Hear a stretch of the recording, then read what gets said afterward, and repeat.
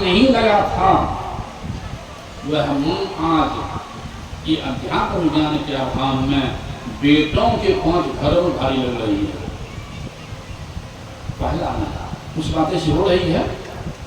मैं तो समझता हूं एक माता पिता गरीबी जीवन में भी 5 के 8 बाल बच्चों को पाल लेते हैं आसानी से, लेकिन अमीरी जीवन में बड़े बड़े घर में सुनने मिलता है कि 10 को बच्चा मिल करके भी एक माता पिता को सही ढंग से नहीं पाता। ये अध्यात्म ज्ञान का वहाँ पाते नहीं पाए। जिन्हें 5 बेटा पालने भारी नहीं लगा था, वो माँ आज बेटों के 5 घरों में भारी लगा। दूसरा लाइन था कि माँ तब रोती थी जब बेटा नहीं खाता था रोटी। इतना स्नेह है माँ का पुत्र के प्रति एक बलों से बाहर था। माँ तब रोती थी जब बेटा नहीं खाता था, और आज कुछ माँ रोती है जब बेटा नहीं खिलाता है रोटी। आज कुछ माँ रोती है जब बेटा नहीं खिलाता है। वो तीसरा जन्म था। तीसरा जन्म था वह व्यक्ति हजारों में भाग्यशाली है। वह व्यक्ति हजारों में भाग्यशाली है जिसके पास माता पिता हैं। इसे सिद्ध होता है, इसे सिद्ध होता है कि हमारे व्यवहार के चलते मेरे माता पिता मेरे पास नहीं।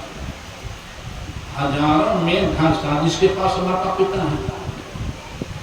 कहना तो ये चाहिए कि हम भी उनको भी मां पाले हैं, पिता पाले हैं, हम सेवा करेंगे। उल्टे पिता बना है माता पिता, घर बना है माता पिता, जमीन जगह खरीदे हैं माता पिता, 5 बेटा 5 बेटा जोत लिया सर, 10 कट्ठा छोड़ दिया, कहेंगे 10 कट्ठा पिताजी के दे लिए, ले लिया तुम्हें सर, दिया कौन सा? बोले में लाजो नहीं लगती है। बांट लिया माते पिता घरों, जमीनों बांट लिया, सब कुछ बांट लिया, ये 10 कट्ठा छोड़ दिया, कहते दे लिए, दे दिया, लाजो लगती बोले कि बात सही है कि नहीं? सेवा करेंगे हम, सो नहीं, उल्टे आप खिला 1 महीना, हम 2 महीना खिलाओ, उल्टे हो रहा बोलते। ये अध्यात्म ज्ञान का काम। चौथा दिन में था मंदिर में अगर चुनरी चढ़ाता है, घर में अपने माता पिता को कपड़ा चुन नहीं देता है कि मंदिर के में सेवा स्वीकार नहीं करेगी, मां खुश होगी। पहले घर में अपने माता पिता को कपड़ा दो, तब मंदिर में खुश होगी, नहीं तो ना। और पचमा नहीं, पचमा नहीं है ना। मां के गोद में माथा भर के सो गया बेटा, बेटा बड़ा हो गया, जान की सो गया, मां गोद माथा भर करके। अब माइए से पूछता है कि मां तुम अपने गोद में मुझे कब तक सोने देगी? मां कहती है जब तक मुझे कंधा को उठा नहीं दे, जब तक श्मशान पहुंचा नहीं दे। मां का गोद सदा के लिए, पुत्र के लिए, हाँ गोद सदा के लिए। और अंतिम लाइन में थोड़ा कड़ी बात, लेकिन है संत वाणी, मुझे कहने में हिचकिचाहट नहीं होती है, और है सबों के लिए, सबों के लिए। अंतिम लाइन था कि पत्नी कसम से मिलती है और मां गुण से मिलती है। पत्नी कसम से मिलती है और मां गुण से मिलती है। तो पसंद से मिलने वाले के लिए गुण से मिलने वाले को ठुकराओ नहीं, अर्थात माता पिता की सेवा करो।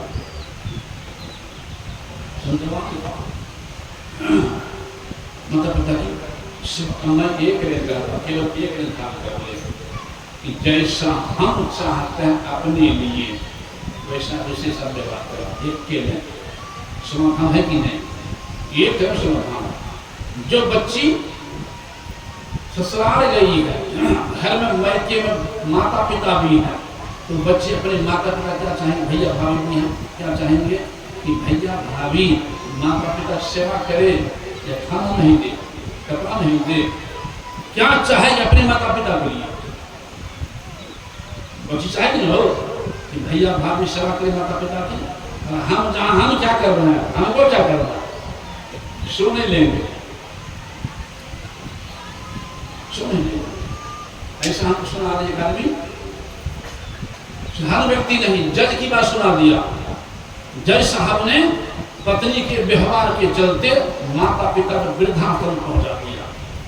जज साहब पत्नी के व्यवहार के चलते माता पिता को वृद्धाश्रम पहुंचा दिया। एक चपरासी साधारण व्यक्ति नहीं पहचानता हो, सिविल में होगा और बोल दिया जज के बगले में, नहीं पहचानता होगा कि जज होता न्यायाधीश। जो न्यायाधीश न्याय करता अपने माता पिता को न्याय नहीं दे सकता है, तो समाज को न्याय क्या देगा। मतलब बात सही कह रहा है, सही कह रहा है। गया पति से कहता है कि हमारा सब कुछ तुम ही रखो, मैं जाता हूँ नहीं रहूंगा माता पिता के पास वृद्धाश्रम, तो मते पर चल जाए वृद्धाश्रम में, बचेगा क्या है। तब कहती है नहीं ले आई माता पिता को, अब ऐसी गलती नहीं होगी, अपना पढ़ा तब अपना पढ़ा ये कहने ऐसा सुना दिया। तो देखता होता देखने भी आता हुआ ठीक से मोबाइल तो दे दिया था। एक लड़की दे दी थी, माता पिता को रहने का अधिकार है, बेटे को उपासना, जिनको खाली बेटी है उनके सब कुछ वही है, जिनको बेटी भी और बेटा भी है, दोनों है, तो नियम का बेटे को तो पास रहने का अधिकार नहीं। तो लड़की लिखी थी कि अगर बेटी को अधिकार दे दे माता पिता अपने पास रखने के लिए, तो पूरे भारत में वृद्धा आश्रम बनाना नहीं पड़ेगा।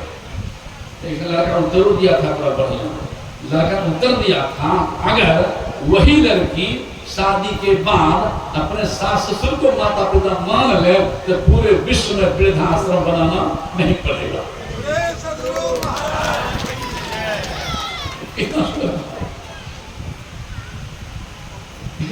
को सुना दिया।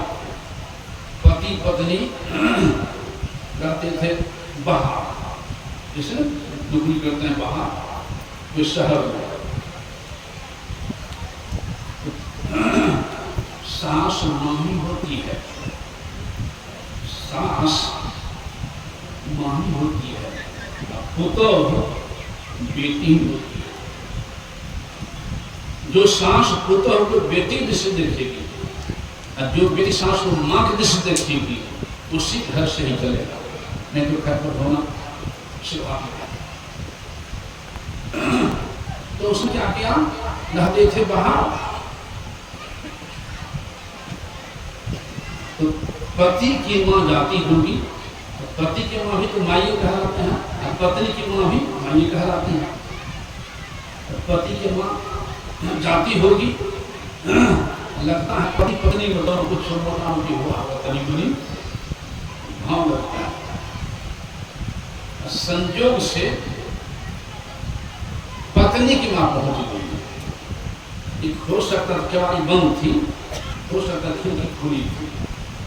तो कहा था पत्नी से कि माँ बाहर में खड़ी है, उनकी माँ होगी, उनकी माँ यहाँ माँ बाहर खड़ी है, केवाड़ी खोल दो, मोटा मोटी माँ की पत्नी माती कहती कि नहीं खोलेंगे, फिर कहा खोल दो केवाड़ी, खाना नहीं खोलेंगे, अरे अपना आंखों छोटा खूब माँ बाहर खड़ी है, केवाड़ी खोल दो, तो नहीं हम खोल भी नहीं करेंगे।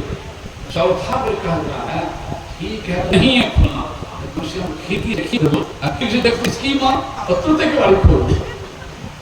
अब बताइए इतनी छोटी बात के लिए इतना जुड़ा, तो केवल एक धारण कर ले कि जैसा हम चाहते हैं अपने माता पिता के लिए, अपने पुत्र के लिए, अपने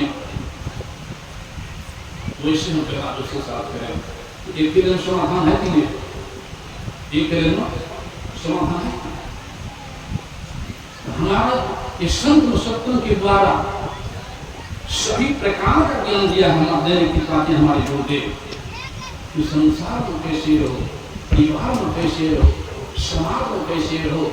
एक माता पिता क्या कर्तव्य होता है, माँ को कैसे रखें, सास ससुर को कैसे देखें, सारा ज्ञान बताने के पाते हैं। इसलिए प्रथम भक्ति माता पिता ने, प्रथम गुरु ये माता पिता।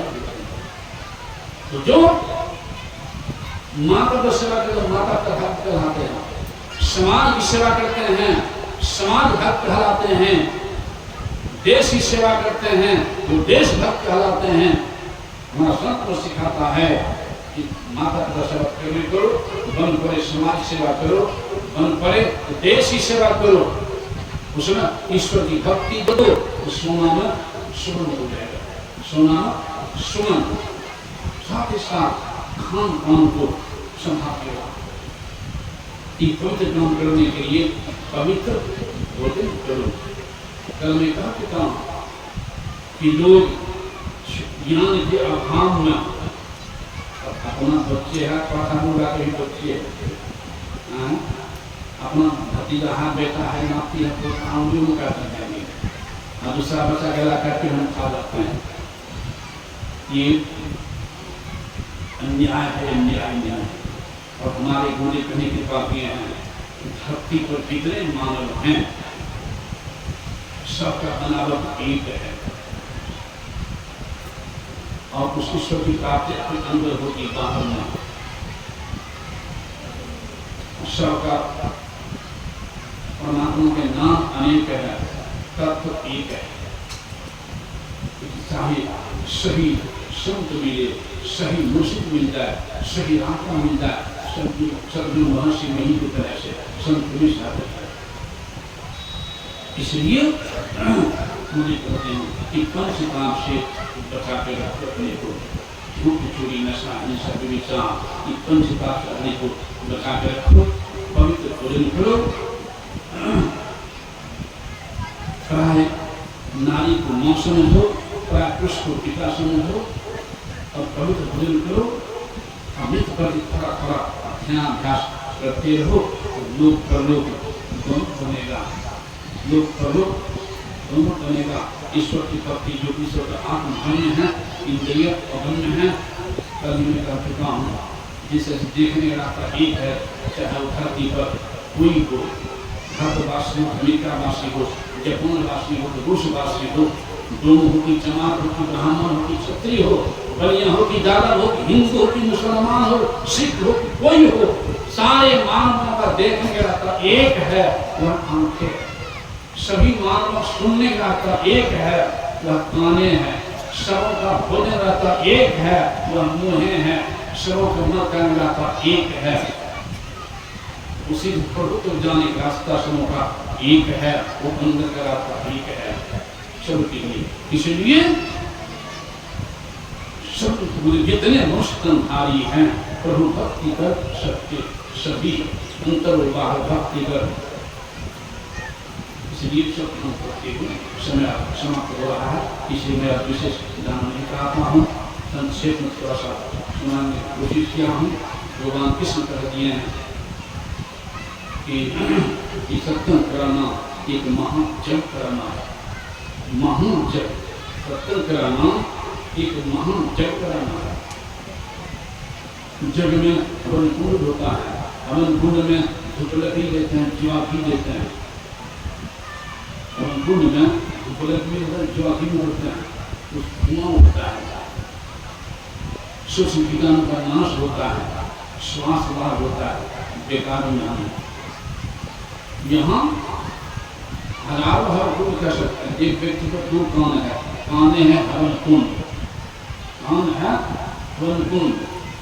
वेद, उपनिषद, गीता, रामायण, कबीर, नानक, दादू, कल्पू, सूर्य, तुलसी, सदगुरु महर्षि में ही संतों भगवान का ज्ञान है। यही है खुली जो कि कांड के हवन कुंड में संतों के ज्ञान की खुली जाती है, तो अंदर के कुविचार रूपी कीटाणु का नाश होता है और सुविचार उत्पन्न होता है। इसलिए इस सत्संग को भगवान कृष्ण ने कहा सत्संग का महाजग कराना है। ऐसे महाजग में सबका तन या मन या धन नहीं होता है। जिन विश्व की विशेष कृपा होती है उन्हीं का तन या मन या धन कुछ अंश में ऐसे महाजग में लग पाता है। तो ऐसे महाजग में जो भी सहयोग किए हैं, चाहे तन से हो कि मन से हो कि धन से हो कि बदन से हो, सभी पुण्य के भागी हैं। इसमें तो हमसे विशेष लोग बैठे हैं, जो विशेष हैं उसे तो मैं आशीर्वाद चाहता हूँ। जो कम हैं उनके लिए गुरु से प्रार्थना भी करता हूँ कि चिरंजीवी करते हुए और ऐसे महाजग कराते रहें, अपना भी लाभ लेते रहें और समाज को भी लाभ देते रहें। और समय में शब्दों साथ में सबके सुख जाता हूँ। दीदी एक तो पहले करा देगी।